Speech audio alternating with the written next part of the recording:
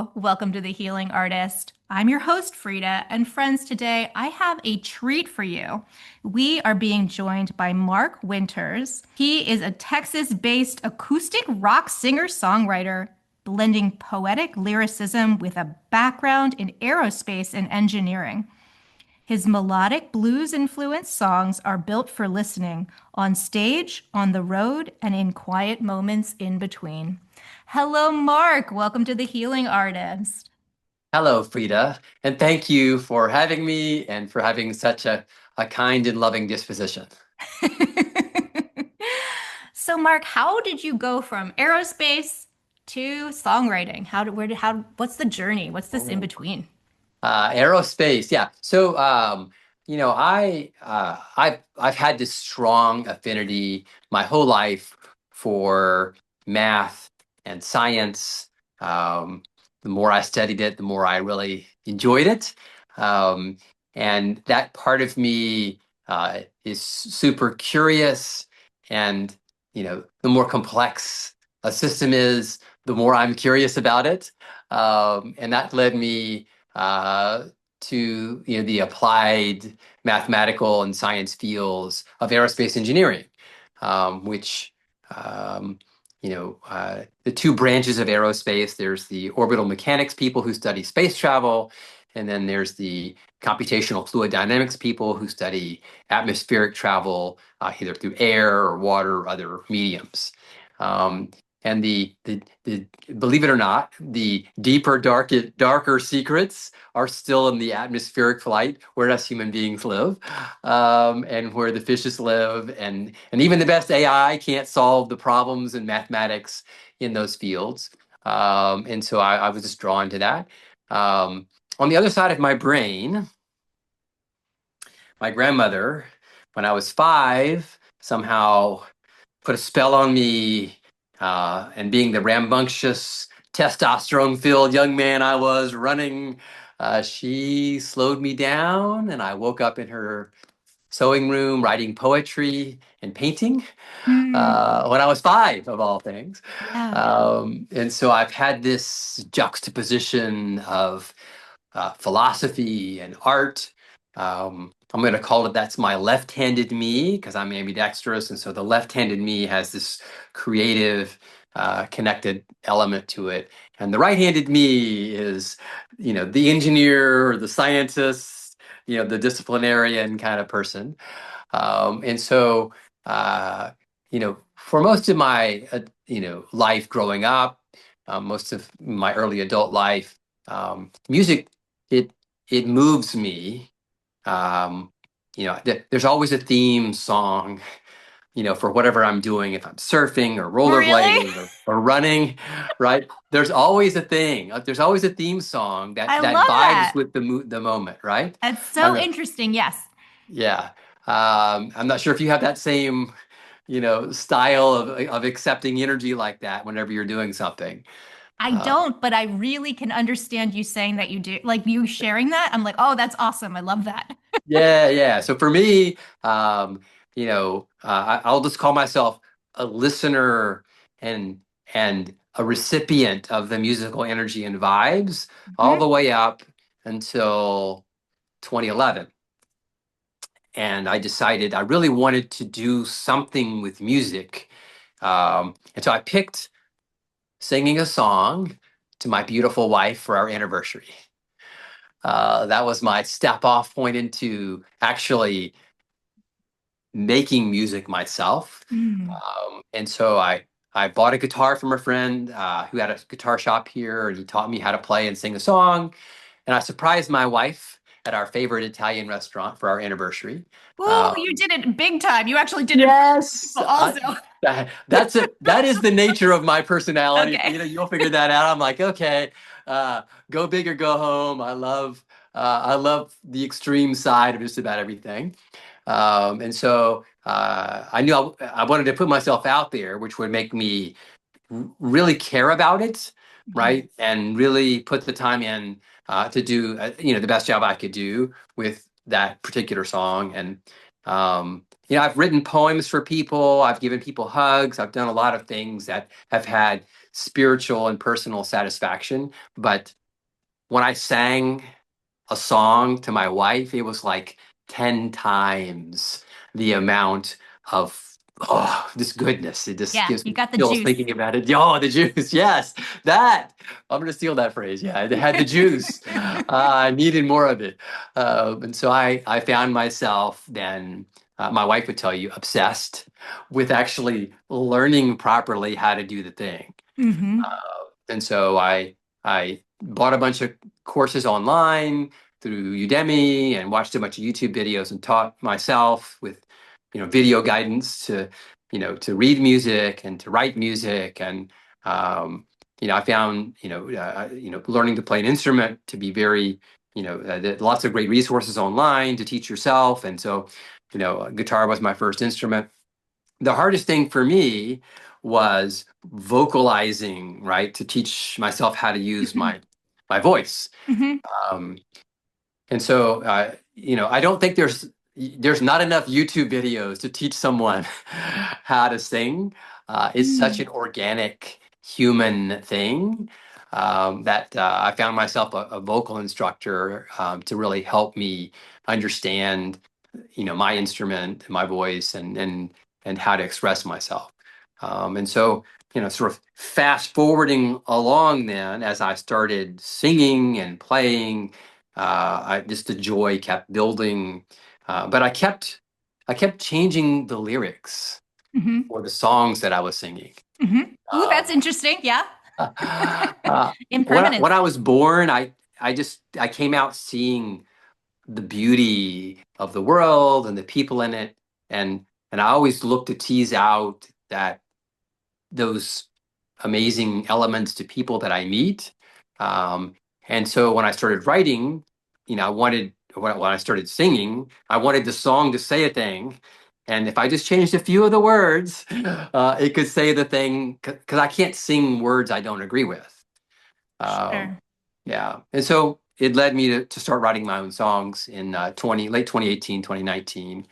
Um, and besides the COVID weird mojo that happened, right after that, 2022, I really got super serious and started composing a lot more and touring.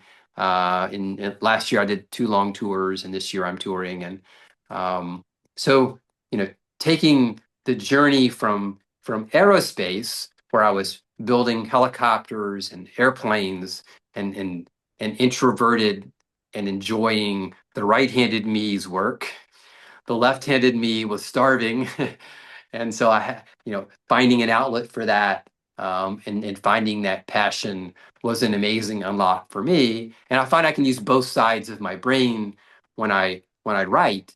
I see the world with this scientific view and this poetic view, and I find the juxtaposition of those to try to find the lane to express myself. Yeah, I'm wondering when you were learning guitar, were you learning it for the first time as an adult to sing this? Yeah. Yeah, no music ever until 2011. Yeah. Do you feel like the background in mathematics helped you learn to play the instrument?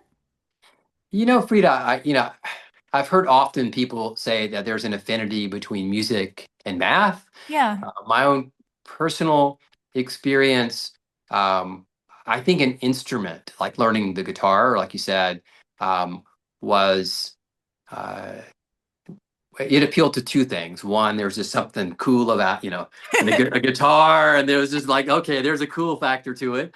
Um, and also, um, there are patterns, Hmm. right? And so, when you're playing on the fretboard, learning the patterns for different chord shapes.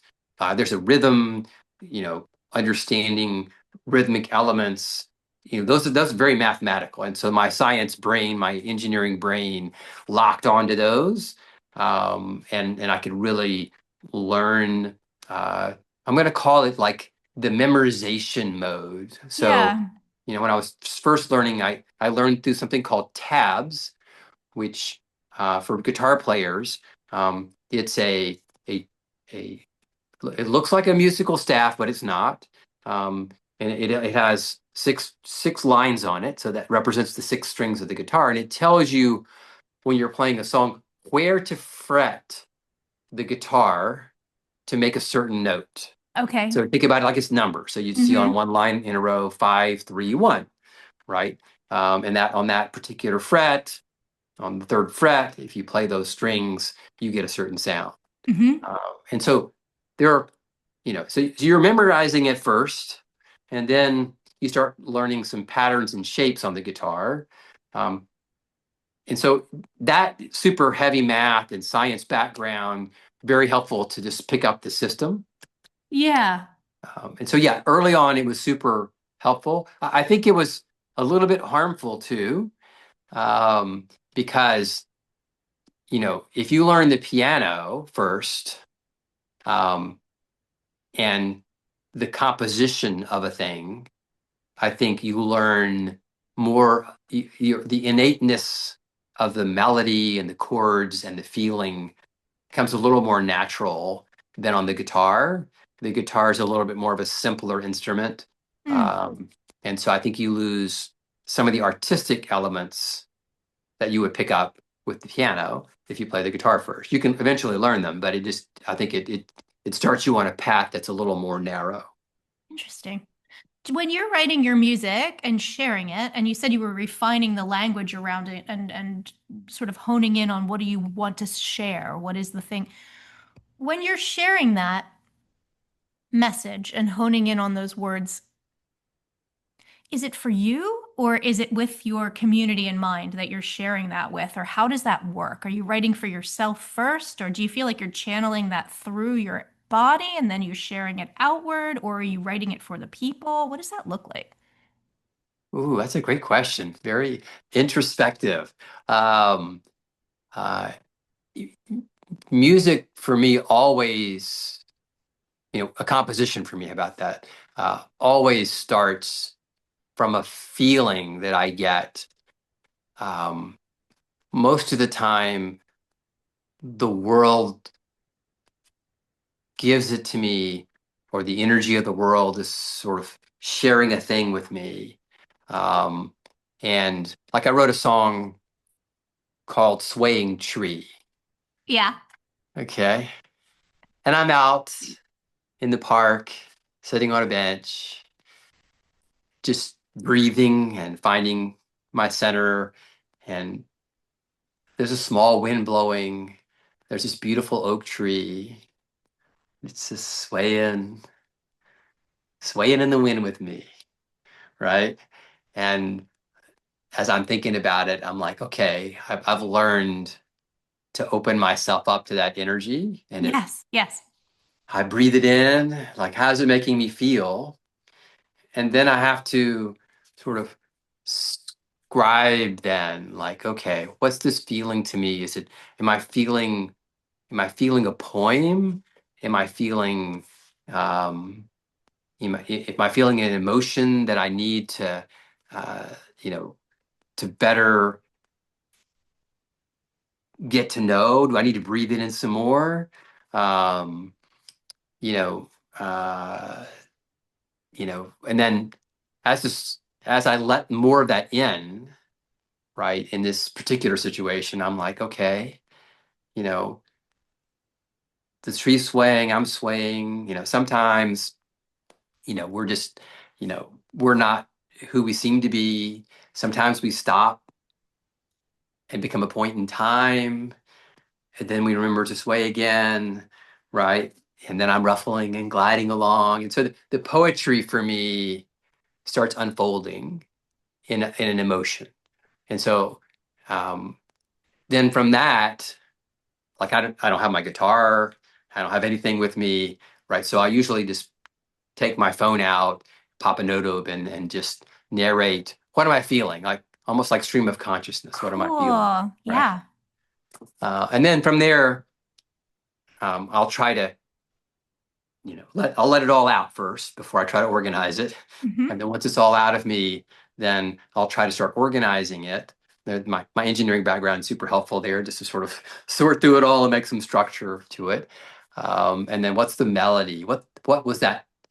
What was that moment singing to me? I mean, what was the melody that goes with it? And then I'll start working through the melodic elements that kind of go with it. So always a feeling, always me trying to open myself up to the feeling. And so I don't know that I have the intent that it's for me or the intent that it's for other people. It's just it is, right? You're a It's a thing conduit. that's, yeah, it's washing Yeah. over me. I don't know. You ever had that kind of feeling? Oh, all the time. Yeah. I Yeah. don't, yeah, so I'm a visual artist, so I will just honestly open up and allow it to come through. I might have an idea of what's coming, but honestly, it's always something a little bit different. But it's interesting because what you're experiencing, it's like you'll have that moment, just for words like, say, take a photograph, right? You're taking that moment, that snapshot of time, and then you're taking the feelings, and then you're trying to narrow it down and hone it in with musical notes and words and language. And it's like almost don't even have language or musical notes to express the Yes. gigantic heart-opening expansion of watching the tree sway. Because it's like, I am you, you are Yes. me, we are one, we are connected. Like, how do we? Yes. Right. And then I'm like, okay, so I had this moment, I'm out. It's like, and then I become the tree. Yes, Sunshine brightens my canopy, right? Glory reflected from you to me. I mean, it's like I'm in yes. this moment up there. I'm like, okay, I might be going a little too that way. I got to bring it back in a little bit, but I'm in Yeah. the moment. It's easy for me to get in that moment. And what am I trying to say then? Is kind of the question, right? Well, that's the job of the artist, right? Because Yeah. but to even to be open, to have your heart that open, to experience that, and then you use your skill set. That's your skills to then bring that forward. It's very cool. It's Yeah, and I interesting. and and and I never got there in engineering. Not that you can't get Mhm. there with math and science, but uh, this sort of ability to let it in and let it wash over me. Personally, I only find that in my music. It's the only place. It's complex enough. I have enough paintbrushes to paint all the colors to Mhm. get a feeling. I don't. I always feel like if I'm painting, I would probably need to be a sculptor if I really was doing visual arts because two dimensions is not enough for me. I need to express myself more. Mhm. Um, Music just captures all of it to me, and then I get to share it with people, right? And Mhm. I'm all about the positive energy, and so my mission, my goal, is to provide inspiration, open people's minds, and to nurture that. I call them protons, right? Little positive energy elements in each person's life to make the world just a little bit better wherever I go. Yeah, you're just here uplifting humanity, and you're doing it through music. It's pretty cool. Yeah, it's my passion. I love it. Yeah. I mean, it's really awesome. The intention that I had with this podcast starting it, one, I wanted to get better at public speaking because I'd never done that before. And two was just sort of like, oh, when people started coming and wanting to be on the show, I would just set the intention and just to welcome in just other people that were making a difference and doing this incredible work in the world, being a light worker, being out there, but then but it comes in so many different ways, right? And the way that you're sharing it, it is the intention of what I was calling in to just sort of make connection and share that there's so many different ways to transcend darkness into light and share with the world and help move energy, and like it's a big deal to like stand in front of people and play music and rock the crowd in a way where you're like a pulsing energy. To be able to feel that is so, you get to walk away with that and remember then, oh, what was that like vibrancy and like that connectedness is super cool. Yes, and people are like, okay, so like typical tour for me, like so a tour, I'll drive 20,000 miles, 65 days. I drive 5 hours a day. Wow. Uh, I have a trailer I pull behind my little SUV. I drop it. I go play my show, come back, camp for the night, pick up, go the next day. People are like, man, that's got to wear you out. I'm like, oh.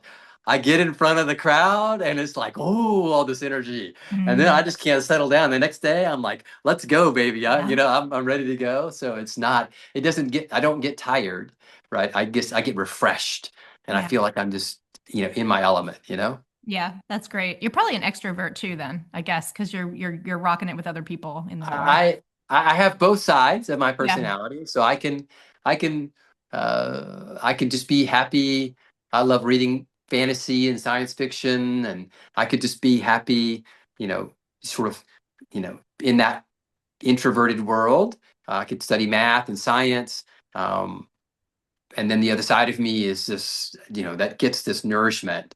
But it's the extrovert in me doesn't do really well in like negative environments. So I'm not, you know, I can never help everybody else gang up on somebody to be the bully or whatever. I can't do those community events that, that to me, that doesn't work for me.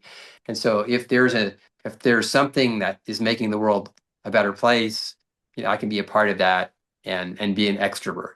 Yes. Um, so that works for me. But yeah, I would say, yeah, I'm probably more extroverted than introverted. Probably right. Yeah, just that it's the ability to recharge with others, the Yeah, ability to like, yeah, get a kick out of that. yeah, for Do you sure. travel with your wife when you're on the road and stuff? She comes out a week. Well, not. I did two tours so far. One in the spring and one in the fall of last year. I'm doing another one spring and fall of this year. So we have a total of two tours to figure this out.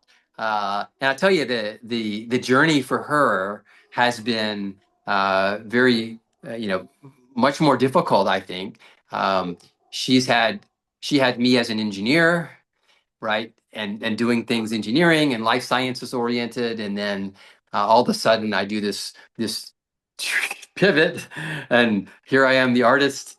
And so I think she's been amazing. She's encouraged me at every step.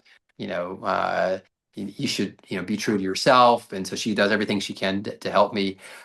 We had to figure the whole touring thing out. When I was actually thinking about touring, I said, "Hey, could I even leave for 65 days? I've never been away from home that long." Right. And she's like, "We'll figure it out," which is very encouraging. And so what we figured out was uh, it's a lot for someone besides me to be boom every day, doing the Mm. thing, Hmm. because they don't get the hit, the Hmm. emotional hit, right? Or the energy that I'm getting.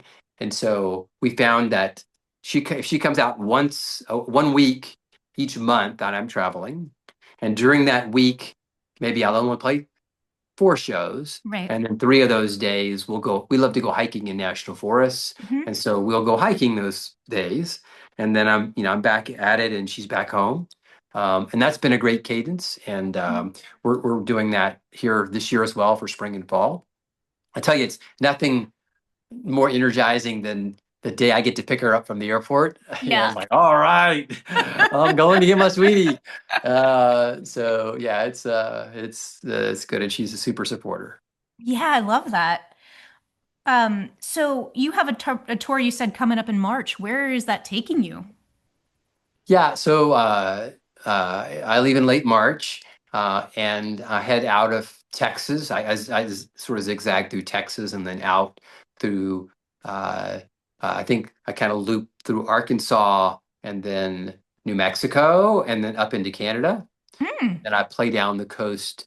I play through the top of Canada, the western top of Canada, and then down through California, and then zigzag back through, the west, all the way back to Houston. And so the spring tour sort of westbound, and then the fall tour is eastbound. So I do sort of like take a run down, the Gulf Coast through Florida and then up the coast and into Canada on the other side, and then zigzag back down. Have you noticed something that, being really acutely aware of energy, have you noticed that like each place feels different when you get there? Like the land feels different? Yes, I have. That's one of the reasons my wife and I love the national parks to go hiking in them, because every single one of them feels different, Yeah. inspires me in a different way. Um, it's easy to get overwhelmed by all of it. And I try to let it, like I do when I'm writing, I let it wash over me. When I did my very first tour, I did a reel every day about exactly that, the energy in the new place what was cool about it. I wrote haikus about it. I think, you know, some of it has just a like almost a foreign feel. Like uh, I went to Red Rocks, and there's a beautiful amphitheater there, and everything looks like you're on Mars, and it's very desolate, but has this really cool red architecture everywhere. And Moab is where the uh, Mm, hub city is there. hmm Um, Looks different, feels different, just like a really it's it's like an alien-ish feel there. And then I went to the other like the polar opposite of that. I went to Oregon. I'm in Bend, Oregon. hmm If you've ever been to Bend, it was phenomenal. Yeah, it's like Uh, fairyland. It's like there's like you're just yeah. Yeah, where yeah, exactly. Where's Tinkerbell? Where are all the Yeah. fairies flying around, right? It's like what? It's so everywhere. And it's untouched. It's like there's no development there. It's just beauty everywhere. I remember camping on the side of this beautiful river, and there's trees and wildlife and the wind coming by, and you're just in this magical, everything's just green and lush, and it was yeah, it was phenomenal. Then I find I'm up in Sherbrooke, Quebec, in the top of this mountain on this logging trail in the middle of the Canadian mountains, and it's completely, you know, different. The architecture, even the way the mountains are formed. To add to all that ambiance, the signs are all in French, right, for everything, and so you have this whole weirdness going on. Yeah, the energy completely different everywhere. The people, I think, well, musical people are just cool when they come out Yeah. for live original music. They're just really cool, but they have like this. They have a different frequency in each of these cities. So they've got this great energy, but they have this. They have a little bit of a Sure. different energy to them. You know. Which has been your one of your favorites? I Or what do you prefer? I have. I prefer a connection. So my Hmm best story of everything, the thing that I always remember. I'm out on the West Coast. I'm playing a show, not in Bend, Oregon, but in another city in Oregon, and I'm in this uh, like a city of maybe 20,000 people, and so it's a smaller city, and they have like a one downtown, and it's an older downtown, and they have this old um, fountain shop, like I don't know, like our grandparents or their grandparents used to go to get, sodas and whatever, hmm and it's been retrofitted into like a restaurant, a bar, and a game room. And so, um, and but it runs along downtown street, and the downtown street's not very long, maybe two stoplights worth, and at the very end, is the restaurant, and then they have this sort of hangout hang space, barish hang space. They have a game room with pool tables and ping pong and whatever. Um, and in between the hang space and the restaurant, they have a small bar in the restaurant, and a small bar in the back of the hang space, is a stage that's sort of built, and the stage runs along the glass wall of the main street. And so Oh, the performers are sort of, facing the crowd, and their backs to the main street. And so I'm up doing my thing, and they love live music there, the original music. And so I have a group of people in the various vignettes. They're all vibing with me. And so I'm maybe on song number 4 of my set, or 5. And from my right, from the far end of the opening where the restaurant is, comes in a couple, sort of ish registered. Um, the guy comes in, and then behind him, his wife comes in, and she's in a electric wheelchair. And I don't see too many people in electric wheelchairs. And she's got this really tall pole and an orange flag on the top of it, right? And so she comes in, and so that makes me see it. hmm And she's maybe 30, 35 years old, something like that. And her husband starts walking toward the bar. It's a little far away. I can't see everything. And then I see her drive up to the space between the restaurant and the hang space where the stage is. And she's just kind of hanging there watching me play. And there's a small dance floor there. So I finish that song. When I start the next song, she comes out on the dance floor with her wheelchair and starts dancing in her wheelchair. And I see that, I can still see that flag. It's just Yeah. going, it's rocking back and forth. It's like, oh my God, okay, that's pretty cool. I've never seen anyone in an electric wheelchair dance. And she's good. She's got Yeah. rhythm. Like, all right. So we rock it out and she stays with me. And then when I finish that song, she comes up during my break. So I guess 2 or 3 songs later, she stayed with me the whole time. And then during my break, um, she comes up to the stage and she says, as I'm walking off, she says, "Hey, thank you for the music. I love it. Um, you know, uh, I'm really enjoying your performance." And I said, "Well, thank you so much." I said, "You're an amazing dancer. That's pretty awesome.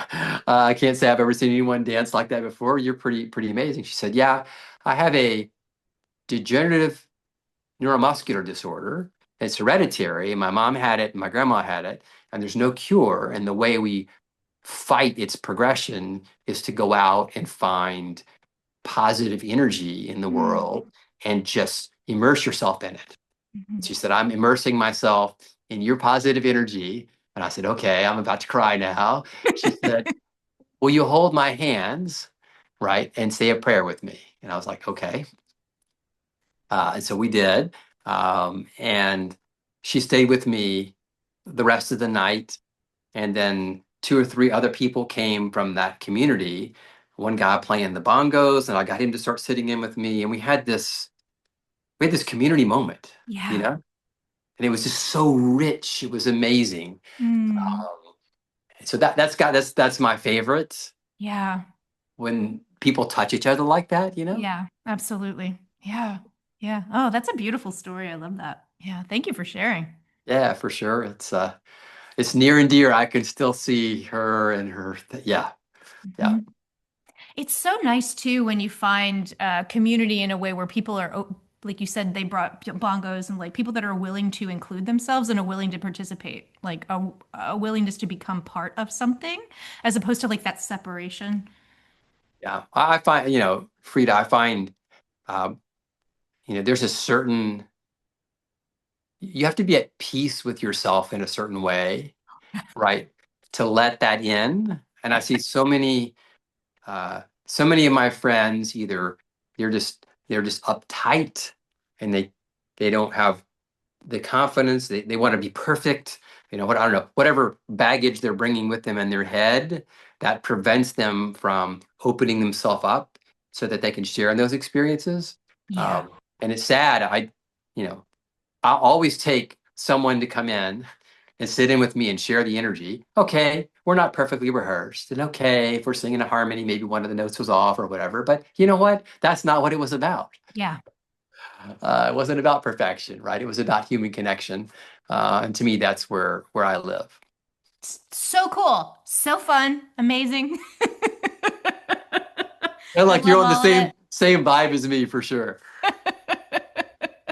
This has just been a total treat. It's such a pleasure meeting you. Yeah, I've had a great time chatting with you. I'd love to meet you in person. Maybe my tour's coming near you. Maybe you can come out and we can say hi. My husband loves live music. Well, He's a that would be. huge live music listener. So yeah, I mean, if you said California, so I don't know if you're going to be in the San Francisco Bay Area, but that's where I am. Yes, I actually am. I'm playing some shows there. That would be great. I'm trying to make my way to Joshua Tree. I've not been there before.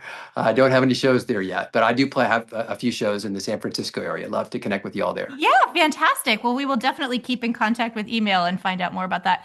And then I think on YouTube, I can link some of your music in the show notes. I should be able to put some of your music for folks to connect with your channel and your stuff as well. That would be phenomenal. Thank you so much Yeah, for yeah, doing because that. I do enjoy listening to you. I think you have a wonderful voice. You talked about, working with a vocal instructor and stuff, and I'm just like, oh, you sound real good to me. Thank you. It's, Yeah. you'd be surprised at how hard it is. You have to learn. You have to put your 10,000 steps in to learn to do a thing. And if you don't Mhm. grow up singing, well, Yeah. you got to put those steps in somewhere. Yeah. And so it's been most useful for me to have a vocal instructor. So I actually, have someone who can coach me and that I can connect with from a human point of view in that area. Fantastic. Oh, Mark, what a joy. Is there anything else you'd like to share today before we sign off? I would just encourage anyone who's listening to us chat to find a few little extra kernels of positivity, to be a little proton in their life, and share some of that positive energy with someone else. When they're listening or after they listen to this to us talk, that would be amazing. Yeah. You know, and I just want to highlight something too, just to like hammer it home.